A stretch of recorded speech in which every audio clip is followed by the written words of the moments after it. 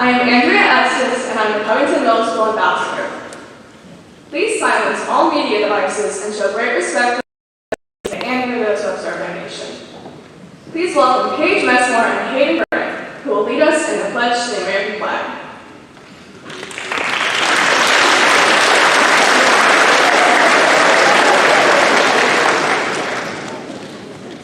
Please rise for the pledge to the American flag.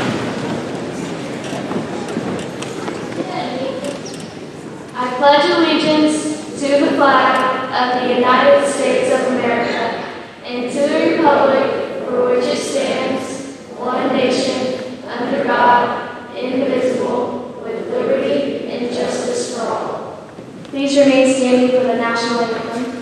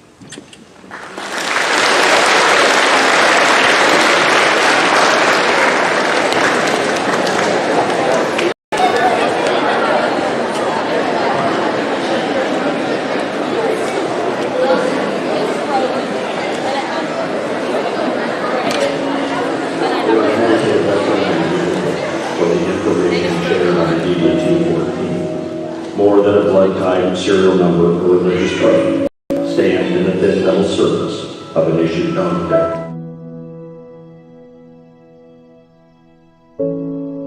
There is more to a veteran than a uniform or the information shared on a DD-214. More than a blood type, serial number, or religious preference, stamped in the thin metal surface of an issued dog tag. The common thread or common bond found in the character of a veteran is the uncommon commitment they possess for selflessness and service, the willingness to go where others won't, to do what others don't, and to risk life and limb for a cause that many take for granted. This Veterans Day, take a moment to reflect upon the freedoms and security we enjoy because of them. Thank them for their service and for answering their nation's call. Let us never forget to pray for those serving in harm's way. May God bless America. May God bless our American veterans.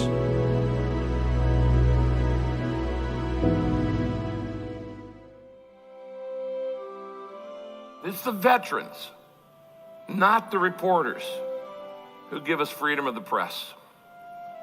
It's the veterans, not the poets, who give us freedom of speech. It's veterans, not political organizers, who give us the freedom to assemble. It's veterans, not lawyers, who give us the freedom to a fair trial. It's veterans, not politicians, who give us the freedom to vote. And it is veterans, not preachers, who give us the freedom to worship publicly. So on behalf of a grateful nation, thank you.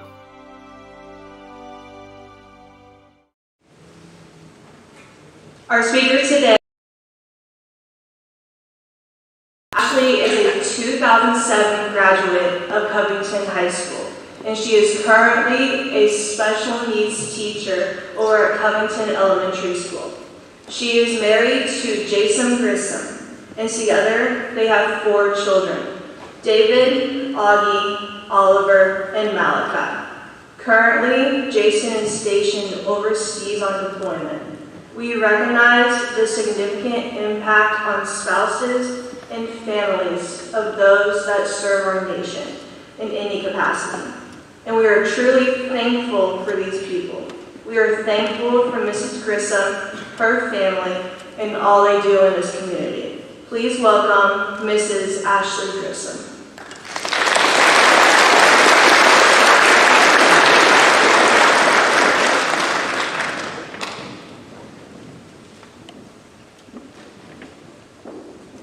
Good morning.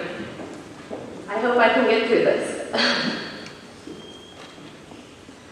When Mr. Sowers first approached me about speaking at the Veterans Day program, my first thought, why me? What makes me eligible to speak in front of people during a program like this? What would I even talk about?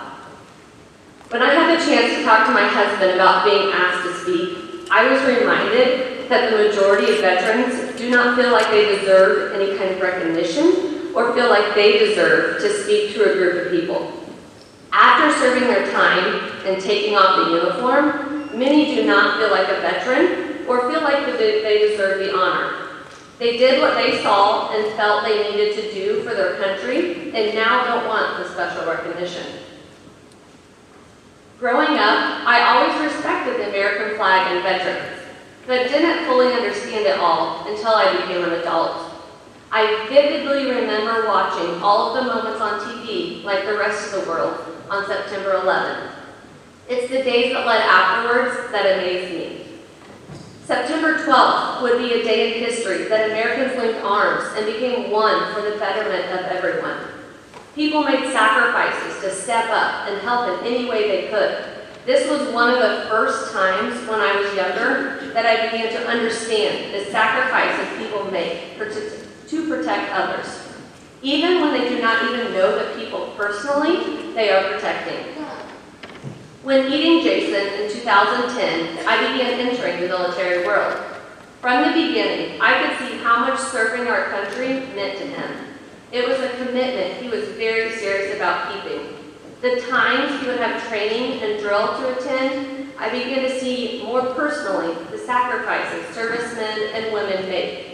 But even at that time, I still did not have the same understanding I have today.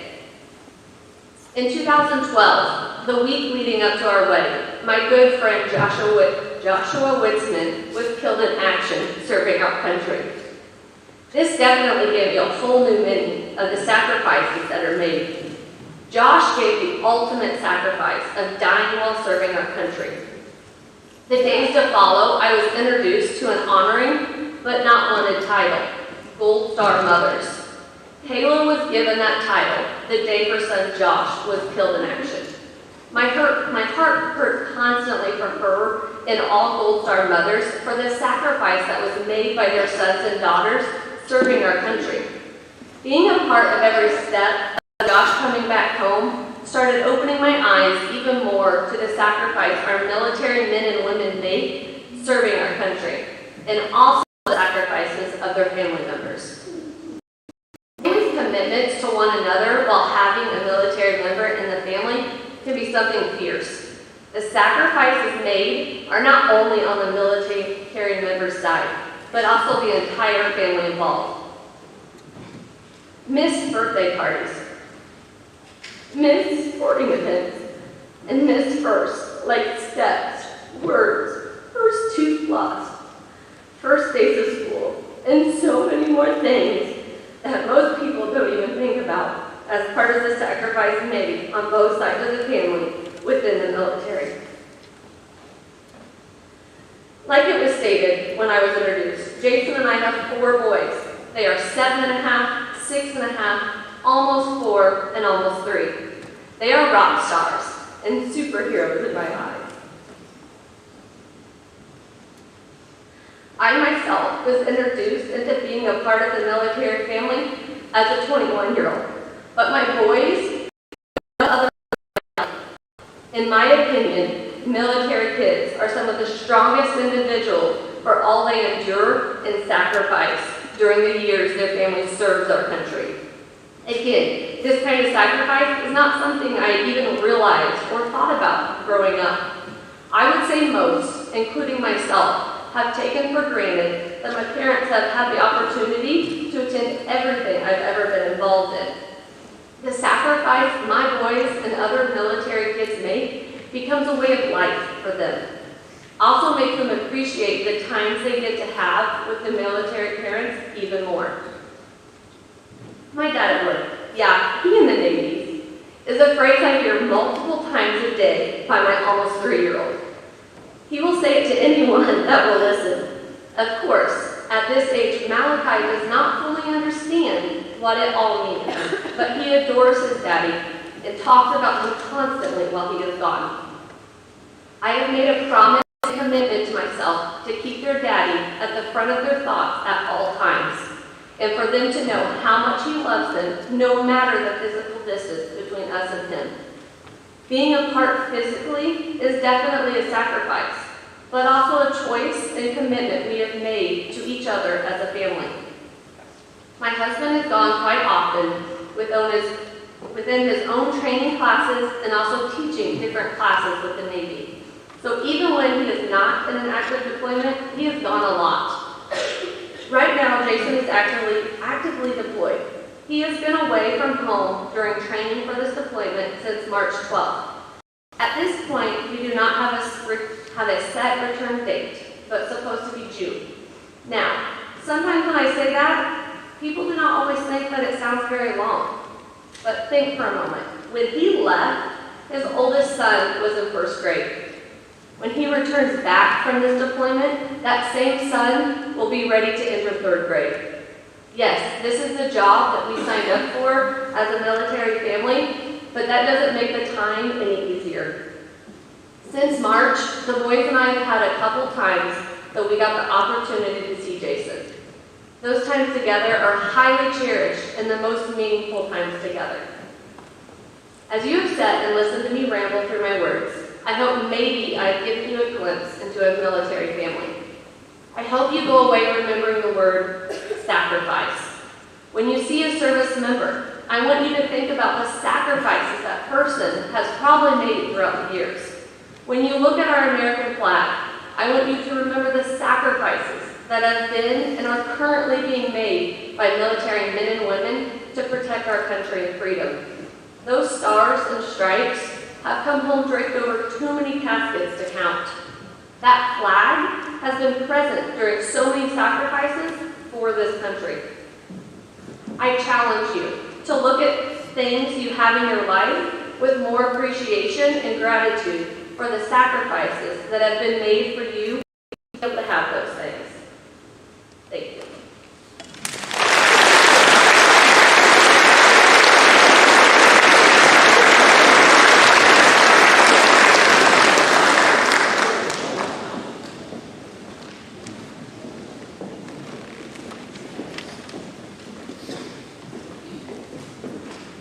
Veterans, as the band prepares to play, please stand when your branch is announced by myself.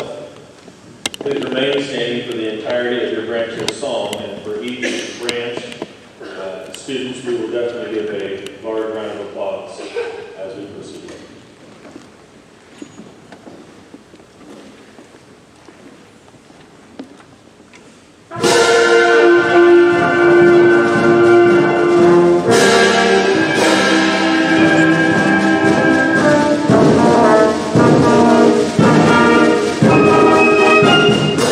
United States Army.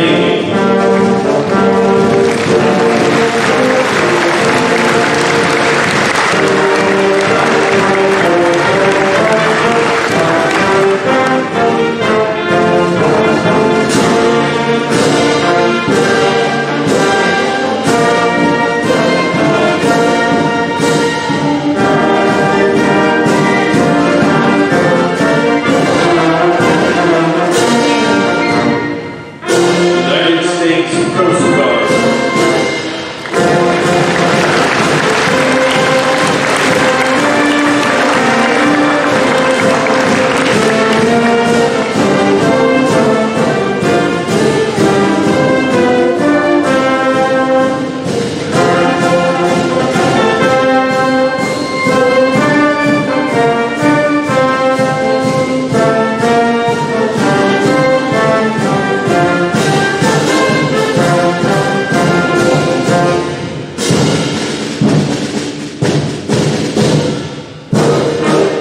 United States Marine Corps.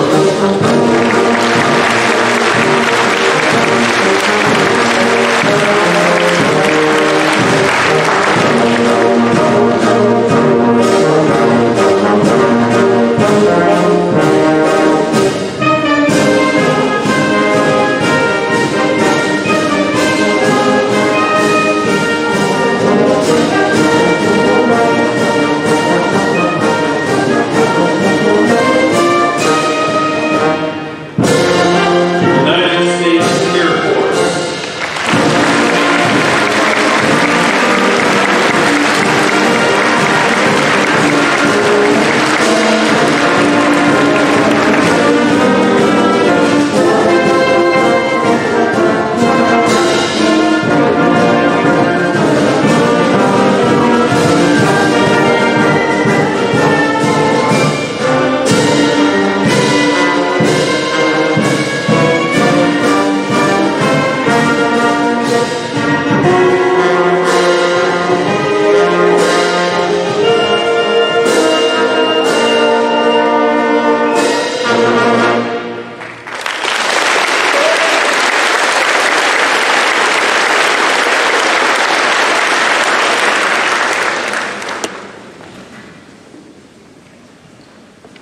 In a few moments, our local veterans will perform a 21-gun salute, and we will then have CHS band member Keegan Freed play taps. Here is a brief history of both the 21-gun salute and taps.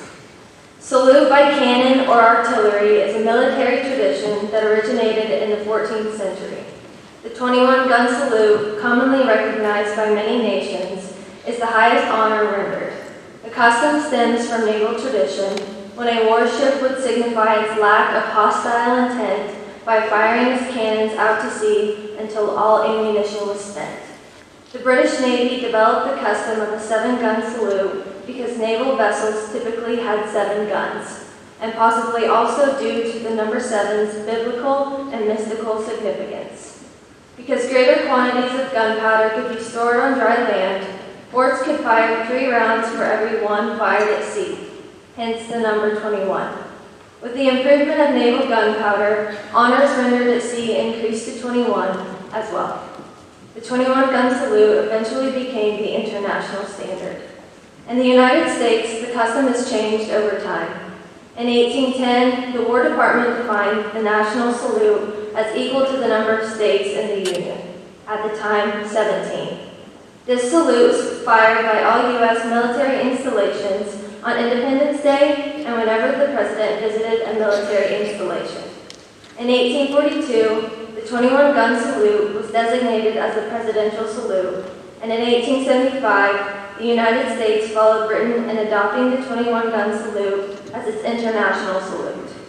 Today, the U.S. military fires a 21-gun salute in honor of the national flag, the sovereign or chief of state of a foreign nation, a member of a reigning royal family, and the President, ex-presidents, and President-elect of the United States. The 21-gun salute is also fired at noon on George Washington's birthday, President's Day, Memorial Day, Independence Day, and the day of the funeral of a president, ex-president, or president-elect. The bugle call known as taps dates from the American Civil War. In July 1862, while the Army of the Potomac camped near Harrison's Landing, Virginia, Brigadier General Daniel Butterfield summoned Private Oliver Wilcox Norton, his brigade bugler, to his tent. Butterfield, who disliked the colorless lights-out call then in use, whistled a different tune and asked the bugler to play it for him. After repeated trials, Norton played a 24-note call, which suited the general. According to some interpretations, Butterfield's tune was a variation of an earlier bugle call, the Scott Tattoo, first published in 1835. Butterfield then ordered that within his brigade, the new call would replace the regulation Army taps. The next day, buglers from nearby brigades came to the camp of Butterfield's to ask about the new call. They liked the tune and copied the music. During the Civil War, its popularity spread throughout Union ranks and even among some Confederate forces. Shortly after Butterfield composed the tune, taps was first sounded at a military funeral for a Union cannoneer killed in action.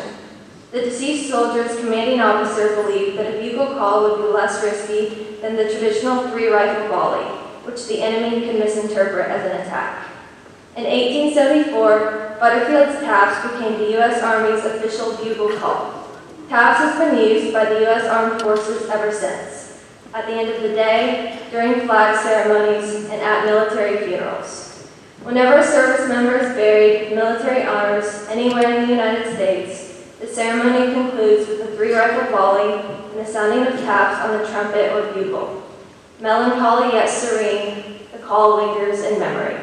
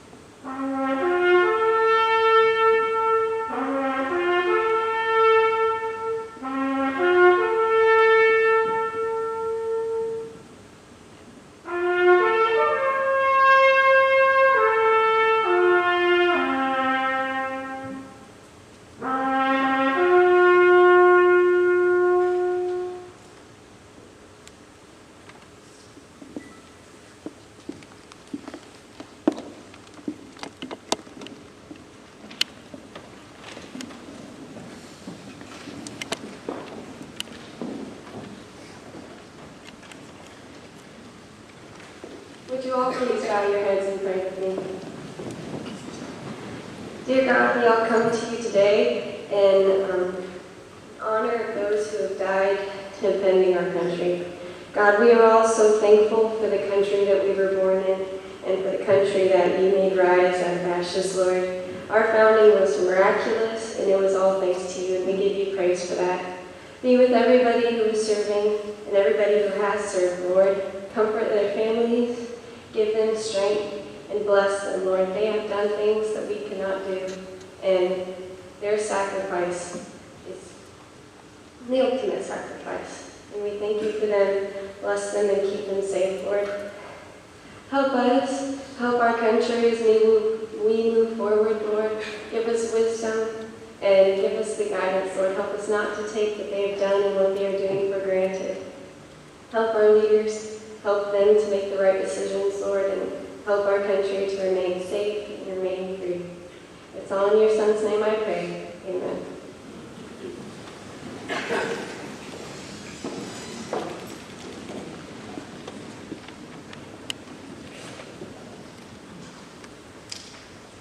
As we are getting ready to be dismissed today, we will not do as we typically do and shake hands of our veterans, but I would like one giant round of applause for our veterans.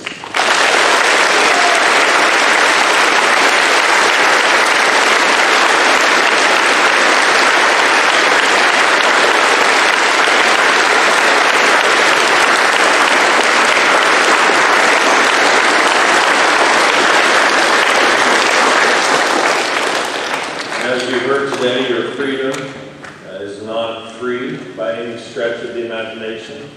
I hope today you ponder this in your classes, and as you go about your day, that there are those that have paid an ultimate sacrifice to help keep you free.